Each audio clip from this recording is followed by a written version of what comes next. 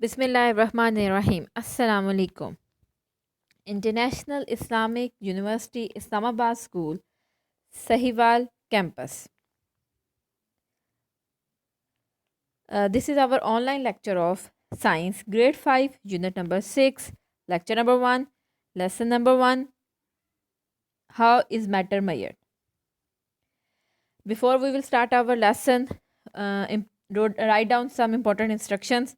Student, bring your science book, open them, write day, date, topic and index properly. Listen to your teacher attentively and write all the important instructions set by the teacher on your classwork notebook.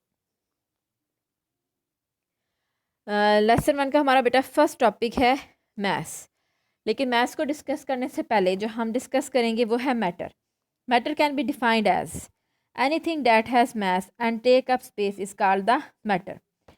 अब matter basically कोई भी ऐसी चीज़ है जो कि कोई मास रखती है या जो कोई स्पेस ऑक्यूपाई करती है, उसको हम मैटर कहते हैं।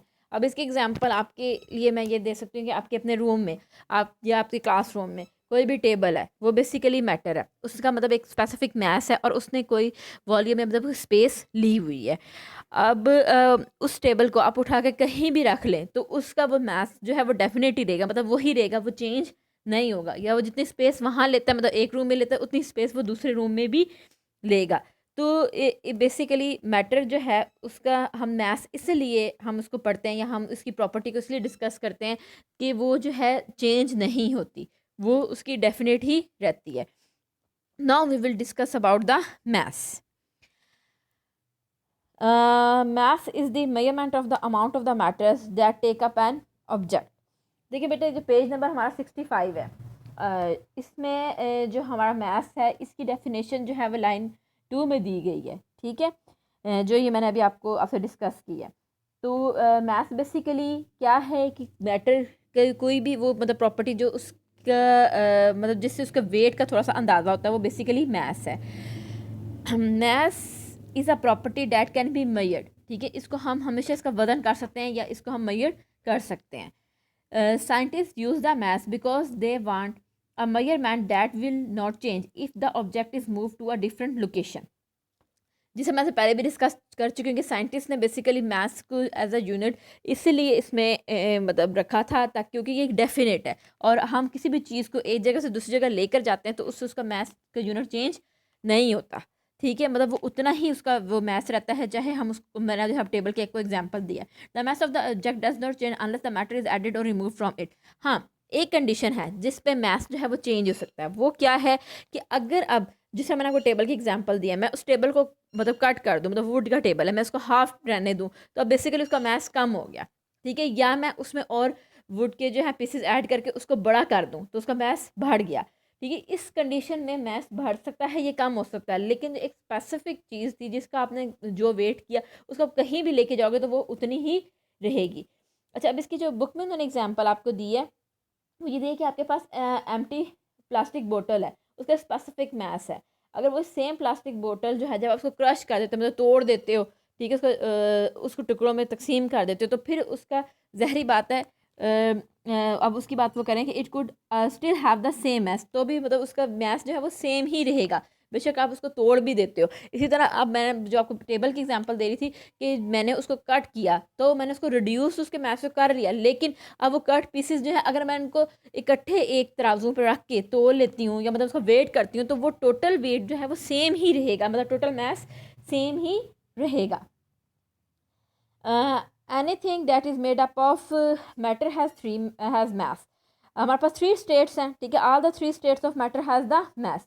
सॉलिड जो ऑब्जेक्ट जो है उसके तो मैं आपको जनरली एग्जांपल अभी दे भी रही हूँ कि उनका मैस है। इसी तरह वाटर और जो लिक्विड्स हैं उनका भी मैस है। इसकी एग्जांपल आप इस तरह समझ सकते हैं कि आपके पास एक टप है, उस टप मतलब एक एम्प्टी टप है और एक में आपने पानी डाल दिया। ठीक है, तो आपको कौन सा वजनी लगेगा उठाने में? ठीक है, ऑफ कोर्स वही जिसमें पानी होगा। तो इससे ये चीज़ जाहिर होती है कि बेशक कोई चीज़ स्टेट कोई भी लिक्विड स्टेट में होती है लेकिन उसका अपना एक मैस ज़रूर होता है। ठीक है, इसी तरह air we breathe has mess.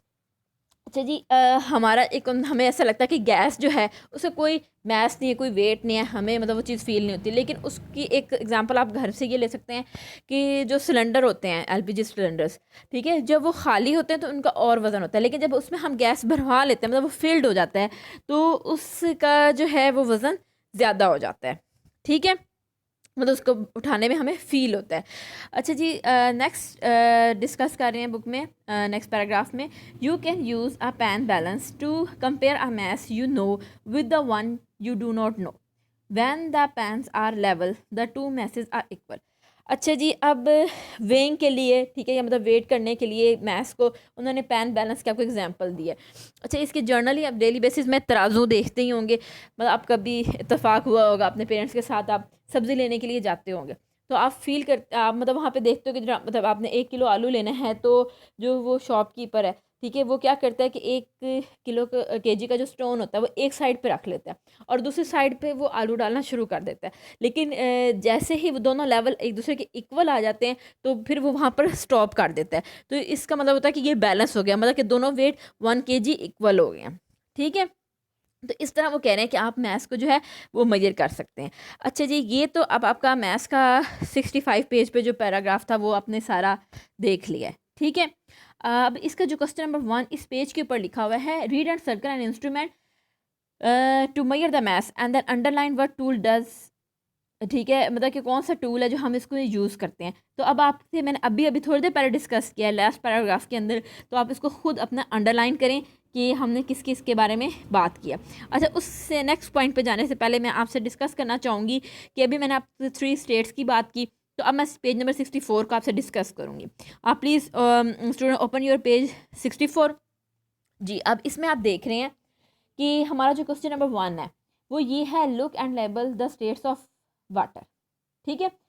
जब हम वाटर की बात करते हैं तो उसके हम 3 स्टेट्स का भी जिक्र करते हैं, ठीक है, जो कि सॉलिड लिक्विड गैस से मिलती हैं, ठीक है, मतलब वो 3 स्टेट्स में बेसिकली एग्जिस्ट करता है, ठीक है। अब ये 3 डायग्राम्स आपके पास हैं और आपने प्रीवियस क्लासेस में भी ये जो है मतलब स्टेट ऑफ वाटर के जो है आपके पास कॉन्सेप्ट है, तो इसलिए ये आपने खुद फिल करनी है। आपको आगे इंशाल्लाह मैं होमवर्क में भी बता दूंगी एंड पे लेक्चर के, लेकिन ये आपने होमवर्क में करनी है तो आप बेशक इसके ऊपर होमवर्क मेंशन कर दे, उसको अपने बुक के ऊपर ही करना है, ठीक है बेटा। नेक्स्ट हमारा क्वेश्चन नंबर 2 है, what happens to the water when you do the following discuss with the partner, ठीक है। अच्छा जी, अब इसमें आपके पास उन्होंने 4 ब्लॉक्स बनाए हुए हैं, ठीक है, जिसमें नंबर 1 है बॉयल द वाटर, मतलब ये बेसिकली एक चेंज है, ठीक है। अब आपने ये बताना है कि ये कौन सी स्टेट की चेंज है, तो आपने उस प्रोसेस का नाम लिखना है, ठीक है।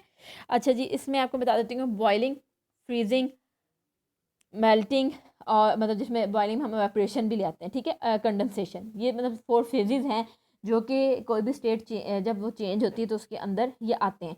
तो अब आपने इनको जो है मतलब जो 4 नाम मैंने बताया, मेल्टिंग, फ्रीजिंग, इवेपोरेशन और कंडेंसेशन, ठीक है, इनको आपने यहाँ पर यूज़ करना है और ये आपका होमवर्क है, इसको आपने खुद करना है। और अब आगे इंशाल्लाह हम इसको नेक्स्ट जो है हमारे लेक्चर्स होंगे उसमें हम इनको डिटेल में डिस्कस भी करेंगे, ठीक है। बॉयल वाटर नंबर 1 में है, ठीक है। नंबर 2 क्या है, put some ice cubes in a glass of the water. Number 3 में क्या है जी, leave a glass of cold water out on a hot day. Number 4 में क्या है, put a glass of water in the freezer. अच्छा जी, अब इसमें थर्ड क्वेश्चन है, how can you measure the solid and liquid discuss as a class, ठीक है। अच्छा जी, अब सॉलिड को जो मतलब मेजर करना है इसका जो है हम प्रोसेस, ठीक है, वॉल्यूम ऑफ सॉलिड और लिक्विड का, ठीक है, ये हम इंशाल्लाह करेंगे नेक्स्ट क्लास में, मतलब नेक्स्ट लेक्चर में, ठीक है। तो आप लोग जो है मतलब इसमें अगर सॉलिड का मैंने आपसे थोड़ा सा डिस्कस किया उसको अपने ऑन पे करने की कोशिश करें, अदरवाइज़ जो है मतलब ये आप इसमें होमवर्क लिख लें, आप इसको नेक्स्ट लेक्चर में जो है वो कर लीजिएगा, ठीक है स्टूडेंट। अब हम दोबारा आ रहे हैं पेज नंबर 65 पे, ठीक है। Law of conservation of mass. This law states that the part of an object will have the same total mass as the whole object. जी, अब बेसिकली बेटा ये जो लॉ है, ठीक है, ये हमें ये बात कहता है कि जो एक ऑब्जेक्ट है, ठीक है, उसके पास सेम टोटल मास होगा जो कि एज अ होल ऑब्जेक्ट उसके पास रहता है। जैसे अब मैं इसको एक एग्जांपल बताऊंगी तो आपको ये ज़्यादा बेहतर तरीके से क्लियर होगा, ठीक है। तो हम इसके नेक्स्ट एग्जांपल जो है वो डिस्कस करते हैं, ठीक है। Suppose you have a toy having a mass 230 grams. Next, you took the same toy and separate all its part and then measure the mass of each part, and together the mass of each part total mass will be 230 grams. ठीक है। अब वो आपसे ये कह रहे हैं कि आपके पास एक टॉय है जो कि 230 ग्राम्स का वेट है। आप क्या करें, उस टॉय को ले रहे हैं, उसके तमाम पार्ट्स जो है वो सेपरेट कर रहे हैं, मतलब टायर्स अलहदा कर दिए, उसके मतलब जो प्लास्टिक के पार्ट हैं वो अलहदा हो गए, सीट्स अलहदा हो गई, मतलब सपोज कार है, ठीक है। अच्छा जी, उसके बाद आपने क्या किया, जब आपने उसका टोटल वेट किया उन सब पार्ट्स को इकट्ठे बना के, तो वो 230 ही ग्राम्स रहा, ठीक है। जिस तरह हमने पहले ऊपर मास की प्रॉपर्टी की यही बात की थी कि ये जो है बेसिकली डेफिनेट प्रॉपर्टी है कि ये हमेशा सेम ही रहती है जब तक हम इसके अंदर कोई रिडक्शन ना कर दें या फिर हम उसके अंदर कोई एडिशन ना कर दें, ठीक है। अच्छा, अब इसी को मैं मतलब आपकी बुक में है नीचे लास्ट वाले पैराग्राफ में और क्लियरली समझाने के लिए ये एग्जांपल आगे बताइए कि suppose someone who did not see the toy took all the parts. अब मतलब ऐसा बंदा जिसने कोई आपका जो वो टॉय जो आपने जिसके सब पार्ट सेपरेट कर ली, उसने एग्जैक्ट उसकी वो शेप नहीं देखी लेकिन उसको सब पार्ट मिल गए, made a toy that look different from the one you see. अब वो एक और टॉय बना रहा है लेकिन वो उससे मुख्तलिफ है जो कि आपके पास था जिसको आपने तोड़ा था, ठीक है। What do you think the mass of this new toy would be. अब आप सोचें और बताएं, ठीक है, कि इस नए टॉय का जो है वो बेसिकली क्या मास होगा, ठीक है। डेफिनेटली अब इसका आंसर तो बहुत सिंपल सा है कि वो सेम रहना चाहिए, ठीक है। और अब हम जो है बेटा नेक्स्ट डिस्कस करेंगे पेज नंबर 66 पे, measure and compare the mass. Metric units are used to measure and compare the mass. Gram is the base unit of the mass in the metric system.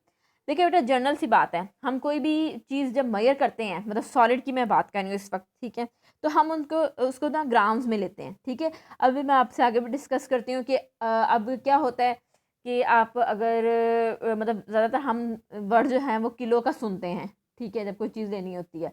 लेकिन हम अगर किसी store में जाते हैं, वहाँ पे हमारे पास जो मतलब 1 kg से कम जो यूनिट पड़ा होता है दाल वगैरह में, जिस तरह दाल वगैरह आपने उठाई है वो 500 ग्राम में भी आपको मिलेगी, कोई चीज़ आपको 250 ग्राम में, 750 में, ठीक है। तो बेसिकली जो बेसिक यूनिट है हमारे पास मैथ्स मेजर करने का वो हमारे पास ग्राम है, ठीक है। अच्छा जी, अब एग्जांपल में वो आपसे बात करें कि जैसे milligrams, grams and kilograms. Medicine अक्सर आप देखते हैं तो उनके ऊपर लिखा होता है 5 mg, मतलब वो बेसिकली क्या होती है, वो मिलीग्राम में होती हैं, ठीक है। ग्राम और किलोग्राम जो है वो थोड़े बड़े यूनिट हैं, ठीक है, मतलब हम जो चीज़ और ज़्यादा वजनी हो जाती है या मतलब उसके लिए हम इसको यूज़ करते हैं, ठीक है। Like the place system the metric system is based on the tens, ठीक है। ये जैसा मतलब मैथ्स में प्लेस होता है ना, जब हम यूनिट 10, 100, 1000 पढ़ते हैं, इसी तरह मतलब इसके भी ये ज़ीरोज़ की जो है ये वैल्यू होती है और उसकी बेसिस पे ये आगे से मतलब वो एक छोटा यूनिट जो है फिर वो बड़े यूनिट के अंदर कन्वर्ट हो जाता है, ठीक है। जिस तरह एग्जांपल 1000 मिलीग्राम जो है वो बेसिकली इक्वल होता है 1 ग्राम के, ठीक है। अच्छा जी, अब बेटा आपकी जो बुक है, ठीक है, उसके ऊपर उन्होंने एक छोटी सी एग्जांपल दी है, उन्होंने वही पेन बैलेंस रखा है, उसकी मतलब एक साइड पे जो है उन्होंने रेज़र रखी हुई है और एक साइड पे जो है उन्होंने छोटे छोटे क्यूब्स रखे हुए हैं। अब वो ये कह रहे हैं कि जो एक क्यूब है, ठीक है, उसका मास जो है वो बेसिकली 1 ग्राम के इक्वल है और ये टोटल 22 क्यूब्स हैं, ठीक है। अब वो मुझे इस तरह पता चला है क्योंकि मेरी जो रेज़र है वो भी मतलब रेज़र 22 ग्राम है और ये 22 के इक्वल है, तो मैंने इस तरह काउंट किया कि ये 22 है तो ऑटोमेटिकली रेज़र जो है वो 22 ग्राम होगी, ठीक है। मतलब 1 ग्राम जो है वो एक क्यूब है और अगर 22 क्यूब्स होंगे तो बेसिकली 22 ग्राम होंगे, ठीक है। तो फिर ऑटोमेटिकली रेज़र का वेट क्या बनेगा, 22 ग्राम। अच्छा जी, अब नीचे वाला पेन आप देखें इस बुक में, उसमें क्या है जी, इसमें एक तरफ कार है, ठीक है, और उसके नेक्स्ट साइड पे जो है कुछ क्यूब्स पड़े हुए हैं। अब आपने इसको टोटल करना है और उसकी बेस पे आपने मुझे बताना है कि इस टॉय कार के जो है वो बेसिकली क्या मैथ्स होगा। क्लियर हो गया? अब क्वेश्चन नंबर 4 देखें। Look at the picture and answer the question with your partner. ठीक है, question number 1, what is the mass of the toy car? ये मैंने आपसे डिस्कस कर लिया कि आपने इसको कैसे करना है। How does the mass of the razor compare to the mass of the toy car? ठीक है, अब ये आपने बताना है, दिस इज योर होमवर्क। ठीक है, कि कैसे इनका कंपैरिजन किया गया है इन दोनों चीज़ों का। क्लियर? नेक्स्ट स्टूडेंट, हम जो है मतलब मैंने आपको साथ साथ होमवर्क लिखवा दिया है, लेकिन फिर भी मैं आपसे जो है इसको डिस्कस कर लेती हूँ। Read all the questions carefully and solve them on your science homework notebook and book work questions on the book. अच्छा जी, book work question number 1 and 2 on page number 64, question number 1 page number 65, question number 3 and 4 on page number 66, sorry. अच्छा जी, उसके बाद बेटा copy work जो है वो हमारा जो है वो क्वेश्चन नंबर क्या होगा 3 ऑन पेज नंबर 64। अच्छा जी, अब ये है कि ये जो सारे क्वेश्चन हैं जो आपने खुद अटैम्प्ट करने हैं, इसका हम इंशाल्लाह जैसे ही आपका ये यूनिट एंड होता है तो हम आपको एक लेक्चर जो है उसमें वर्ड की कॉपी साथ अटैच होगी जिसमें ये सारे आंसर्स भी होंगे। ठीक है, तो आप लोगों ने अपने उनके साथ आंसर जो है वो मैच करने हैं। ठीक है, और ये आपने अटैम्प्ट करनी है। उसके बाद जब आपने आंसर जो है वो मैच करेंगे और उसको में अगर कोई मतलब आंसर आपका ठीक नहीं है तो आप उसको जो है वो ठीक कर लेंगे, और उसकी अगर रीज़न आपको समझ आ जाए तो ठीक है, अदरवाइज समझ नहीं आएगी तो आप हमसे ये पूछ भी सकते हैं। ठीक है, थैंक यू स्टूडेंट, अल्लाह हाफिज़।